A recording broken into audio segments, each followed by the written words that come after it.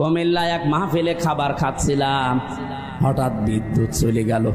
পাশে এক অন্ধ বসে খাবার খাচ্ছিল। আমরা চিল্লা পাল্লা করছি, তাড়াতাড়ি কারেন্টের ব্যবস্থা করেন, আলো কই।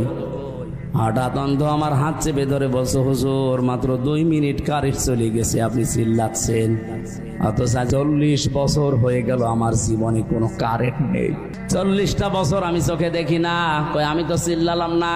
সেদিন একটা কনফারেন্স দেখছিলাম, সৌদিতে ছিলাম আমি, মদিনাতে। ওই সময় আমার চোখে পানি চলে এসেছে। আল্লাহ, ছোট্ট মাত্র 11 বছর বয়স, 2 চোখ নেই, পুরা কোরআন শরীফ আয়ত্ত করে ফেলেছে।